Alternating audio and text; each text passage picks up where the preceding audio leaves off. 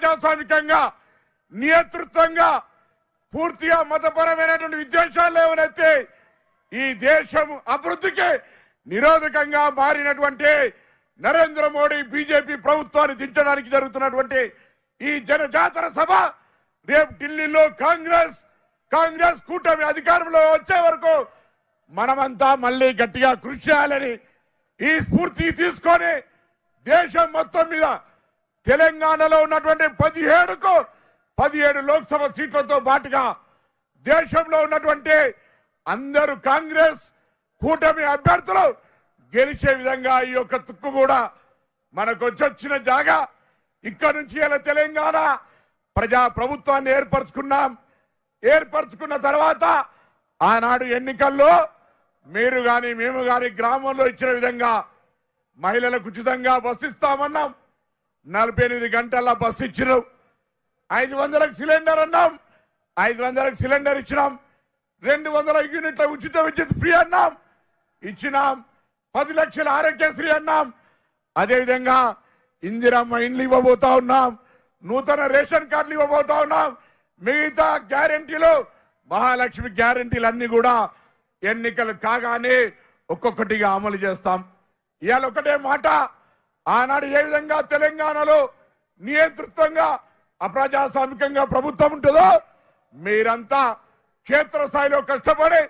ప్రభుత్వాన్ని గెలిపిస్తే 4 నెలలుగా ఓడిపోయినటువంటి ముఖ్యమంత్రి శాసనసభ వేదికగా చర్చ పెడితే రాలేక కాళేశ్వరం కుంగింది జవాబు చెప్పలేక ఈ రాష్ట్రం మొత్తం అప్పులమయమైతే ఎక్కడ జవాబు చెప్పాల్సి వస్తుందని శాసనసభకు ప్రతిపక్ష నాయకుడిగా రావాలని పిలిస్తే కూడా రానటువంటి వ్యక్తి ఇప్పుడు బయలుదేరిండు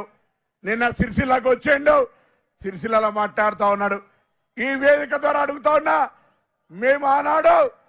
ఏదైనా ప్రజా సమస్యను తీసుకొని ప్రజల దగ్గరకు పోతే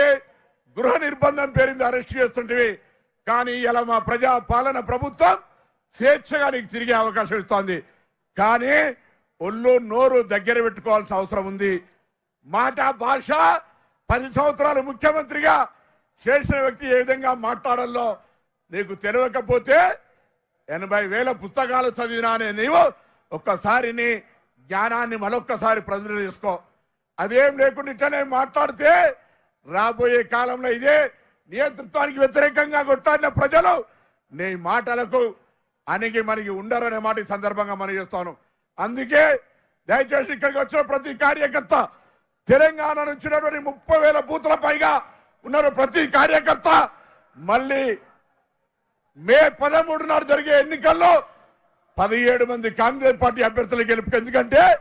ఈరోజు రాష్ట్రంలో ఉన్నటువంటి కాంగ్రెస్ ప్రభుత్వం రేవంత్ రెడ్డి గారి నాయకత్వంలో కాంగ్రెస్ పార్టీ ఉన్నటువంటి ప్రభుత్వంలో ప్రజలకు ఇచ్చిన అన్ని అమలు జరగాలంటే మనకు ఈ తెలంగాణ నుంచి కాంగ్రెస్ పార్లమెంట్ సభ్యులు గెలిచినట్టయితే కేంద్రం నుంచి కూడా మన యొక్క